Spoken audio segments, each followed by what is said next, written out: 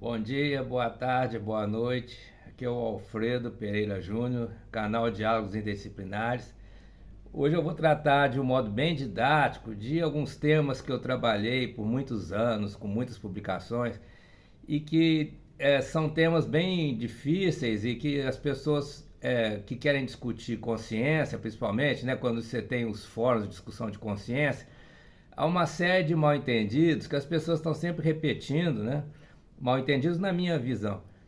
E eu sugiro, né, para as pessoas lerem esses meus artigos, mas pouca gente vai lá pegar o artigo, né, e ler um artigo em inglês e tal. Então eu vou estar fazendo esse vídeo para trazer esses conceitos fundamentais, né, para a gente entender a questão da consciência e de uma forma assim, né, mais leve, mais rápida. E são muitos conceitos, é toda uma rede conceitual, né? Então eu vou tentar em 20 minutos que seja, né, explicar esses conceitos fundamentais, né, para quem sabe, né, as pessoas que assistirem esse vídeo começarem, né, a tratar a questão da consciência de uma forma que eu julgo mais apropriada, né, porque tem muitos caminhos que levam para lugar nenhum, né, e poucas pessoas assim se dedicam a investigar todas essas profundezas, né, da questão da consciência. Então eu quero trazer assim o básico, né, para nossa discussão. Então eu vou ser didático, eu não vou comprovar o que eu estou dizendo, tá? Meus artigos têm um monte, milhares de referências sobre isso, artigo, livro, né? Tem aí mais de 20 anos que eu estou pesquisando e publicando, tá? Então eu vou tratar aqui assim, é, dando como certo aquilo que eu acredito, tá? Mas estou avisando para vocês que é a minha abordagem, é claro, né? E tudo isso é discutível, né? Não tem unanimidade nessa área. Então, para começar, é, toda a realidade, desde o mundo micro, lá da física quântica, até o mundo, né, planetário, das galáxias, né, toda a realidade ela é feita de ondas, tá? Então, o básico não é a matéria, né? O básico são as ondas. Ondas de quê? De energia. A matéria é uma das manifestações dessas ondas de energia, tá? A consciência também, então, quer dizer, tudo vai se compor de ondas de energia, né? Desde o plano subatômico até o plano cosmológico mais amplo, né? Os fenômenos estudados na cosmologia, tudo isso, toda a realidade é composta de ondas, certo? E essas ondas têm algumas características básicas que vão ser o que vão possibilitar a gente entender o que é a informação e o que é a consciência. Quer dizer, entender o que é a matéria, o que é a informação e o que é a consciência. A consciência ela tem um componente, além da matéria e da informação, que eu chamo de sentiência, a capacidade de sentir, né? Então, eu vou tentar explicar isso para vocês, tá bom? Eu vou fazer aqui, né, como se fosse uma onda aqui em duas dimensões, um gráfico de uma onda, certo? Para começar, né, as ondas elas têm dois componentes básicos, tá? Que é a onda carregadora, né, e uma onda que vai esculpir a onda carregadora. A informação está na segunda onda. Então, a onda carregadora ela é tipo uma onda assim bem redundante, né? Ela tem um período e ela vai repetindo, ela é repetitiva, ela é só a energia que está carregando a informação. A informação vai ser, né, o, o, o padrão, né, o padrão que é esculpido na onda carregadora. Então você vai ver que tem assim, né, uma série de, digamos assim, irregularidades, entre aspas, de diferenças, né, que fazem a diferença nessa onda carregadora. Todas essas variações menores, né, na onda carregadora vão ser a informação, tá? Então, numa transmissão por radiofrequência, por exemplo, a gente vai ter a onda carregadora numa certa frequência, né, o que vai ser o período, né, que ela vai. Quer dizer, a onda é uma energia no espaço e no tempo, tá? o tempo é fundamental aí. E, né, essa onda pode ser estacionária, ela pode estar parada, mas ela está variando a quantidade de energia ao longo do tempo. Então, nessa onda, né, vão ocorrer a cada instante uma variação que pode ser diferente. Quando é uma onda informativa, uma onda que carrega informação, a cada momento você vai ter, né, uma modulação diferente dessa onda, né? E essa modulação é uma mudança de amplitude, que a gente chama, né, ou de quantidade de energia no tempo. Então, tudo são fenômenos temporais, né? Agora, no universo, ou no multiverso, nós temos zilhões de ondas, certo? E essas ondas interagem entre si. Então a gente vai ter um fenômeno de sincronização dessas ondas, ou não, né? Quando as ondas têm os seus períodos nos mesmos momentos, né? Então você pode ter uma onda aqui de 40 Hz, né? 40 oscilações por segundo, e outra de 20, né?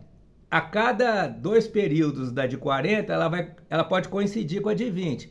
A gente tem o chamado casamento de fase, né? E uma série de fenômenos da natureza vem desses casamentos de fase, né? Porque isso permite agregar várias ondinhas, né, numa onda maior. Quer dizer, formar um todo, formar um todo coerente, né? Então essas ondas, elas não são cada uma por si, não, né? Elas interagem entre si e se sincronizam em certos momentos. Então nós temos um casamento de fase, tá? A outra propriedade que é mais importante para nós aqui vai ser a modulação por amplitude, né? Que é justamente, né, que no tempo a energia, no tempo e no espaço, numa certa região, a energia varia. São essas variações que vão, principalmente essas variações que vão carregar informação. Então nós temos uma rádio que opera numa frequência lá de 90 kHz, né? A informação vai estar na variação da energia dentro dessa onda de 90 kHz, certo?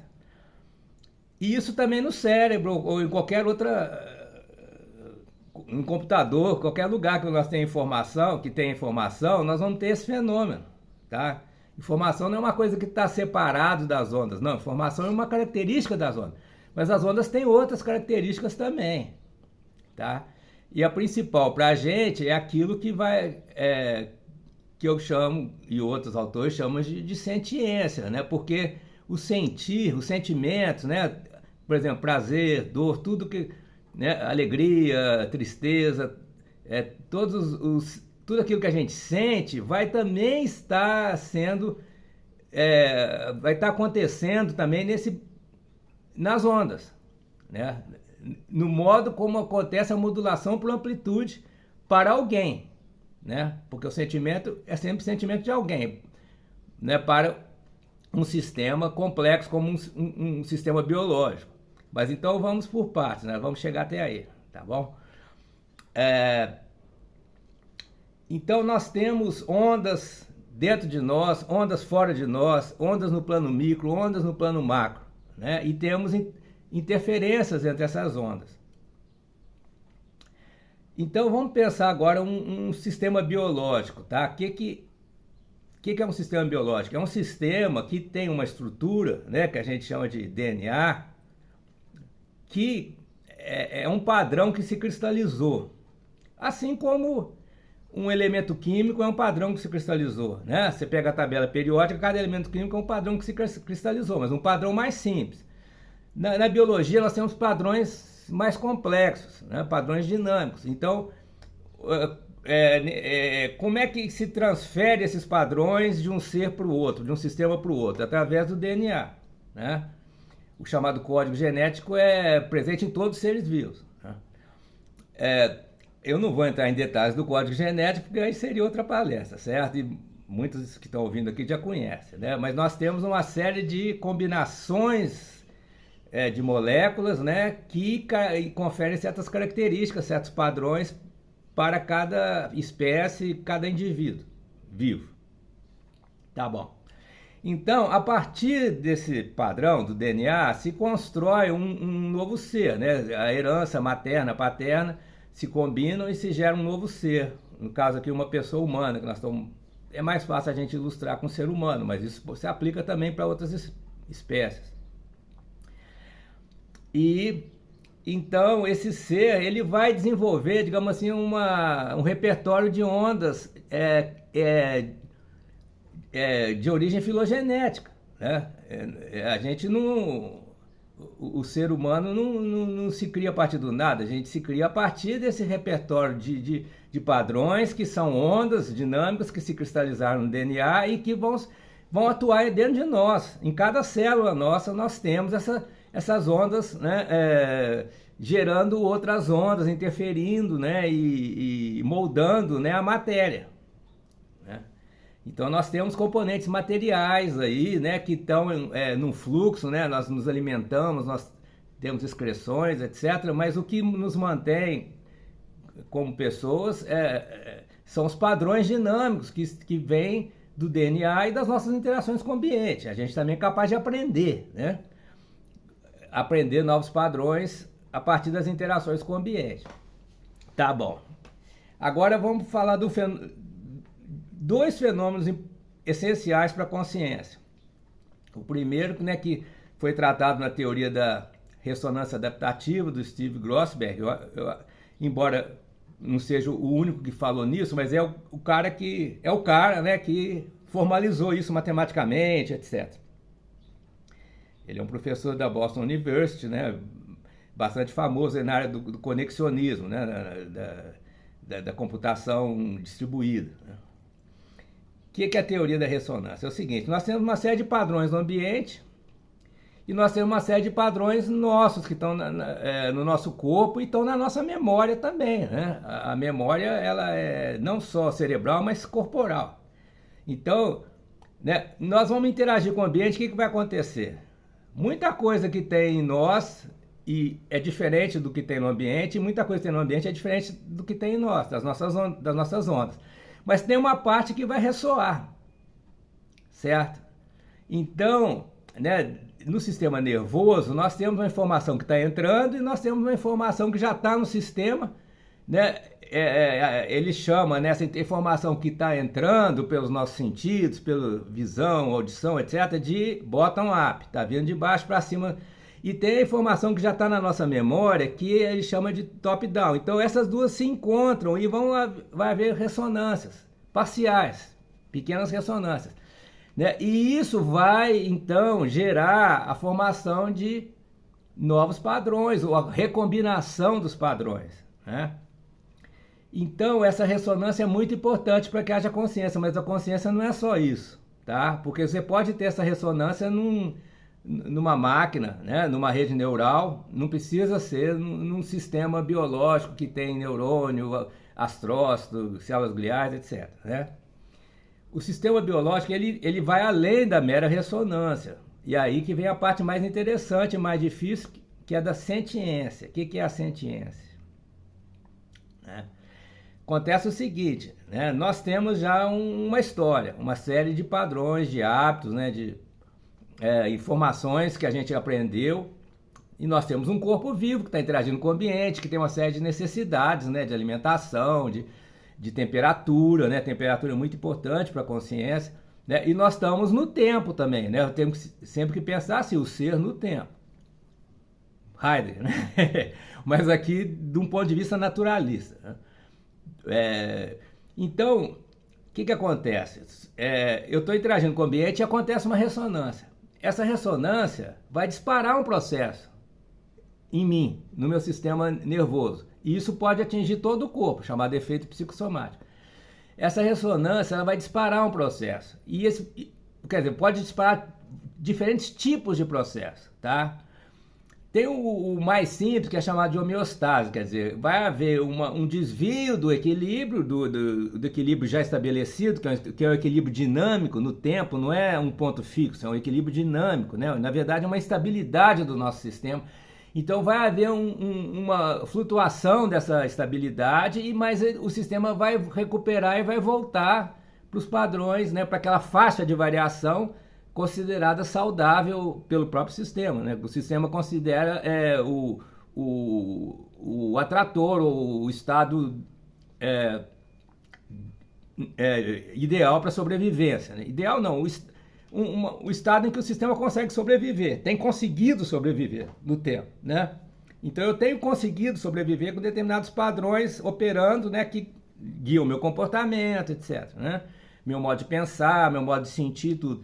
Então, quando eu interajo com o ambiente e tem uma ressonância, isso vai reforçar certos padrões ou vai destruir certos padrões. Então eu posso, num processo homeostático, eu vou retomar aqueles padrões que já estavam habituados, né?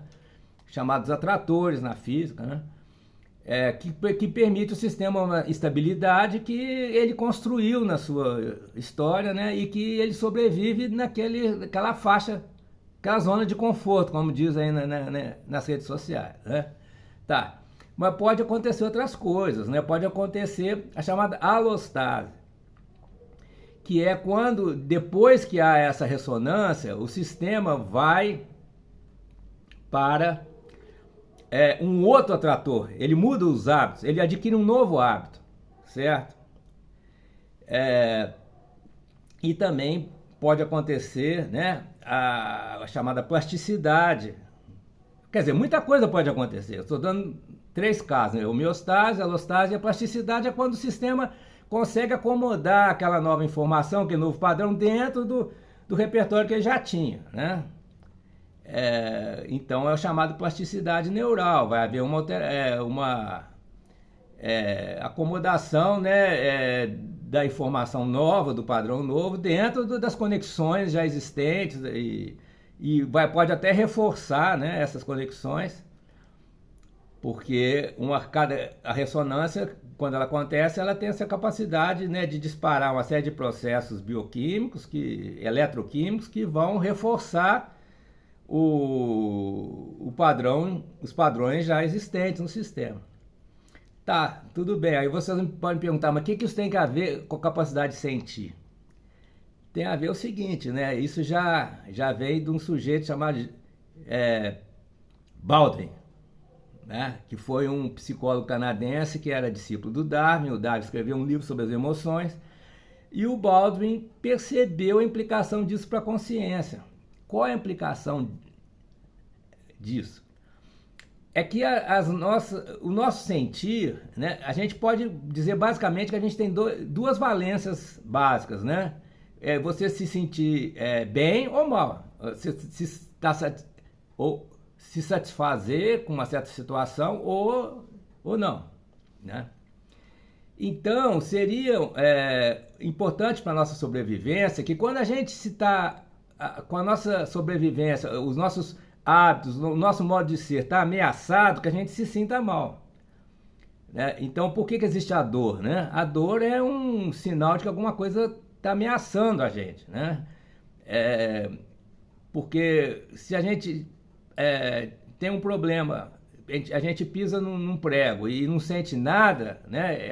Isso pode gerar uma infecção, um tétano, e perder o pé ou a pessoa morrer por causa daquilo, né? Então a dor, ela tem esse papel indicativo, né?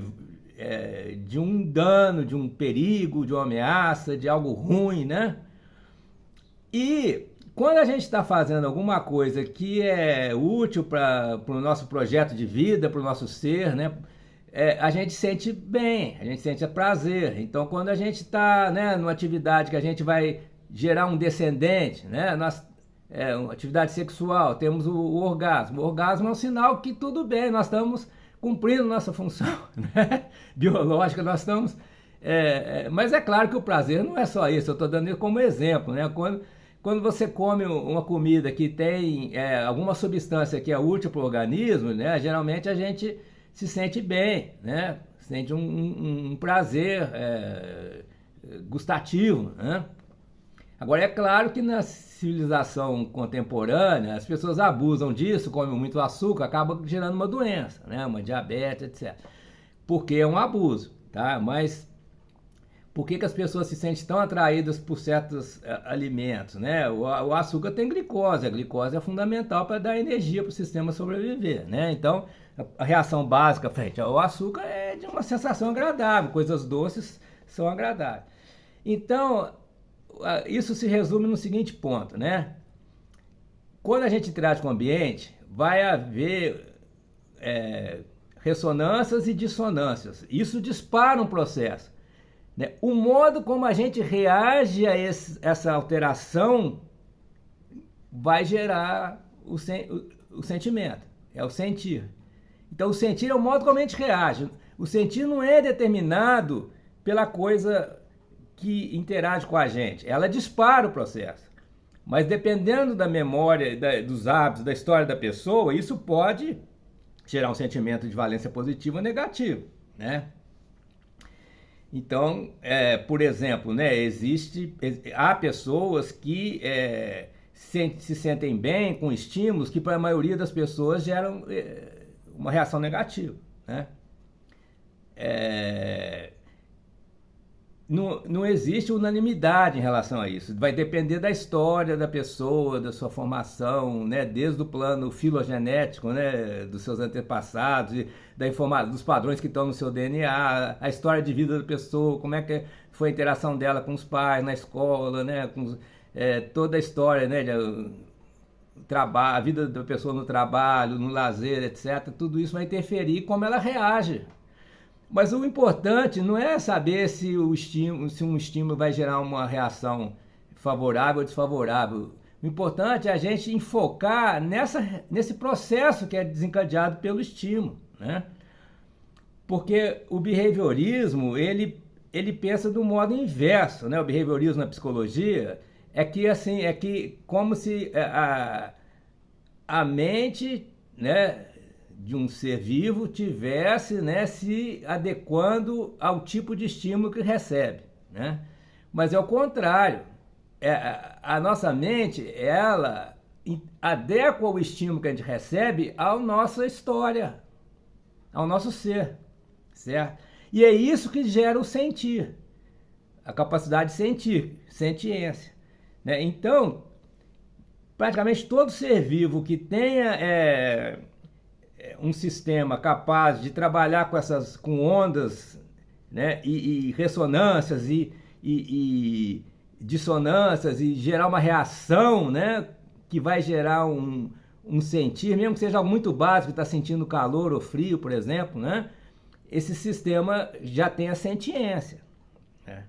E a sentiência é um componente da consciência, né, necessário. Então, vai haver consciência quando tem a sentiência, né, junto, é claro, com o processamento da informação, porque, né, a informação que vai definir, né, os itens, né, os padrões que vão ser processados, né?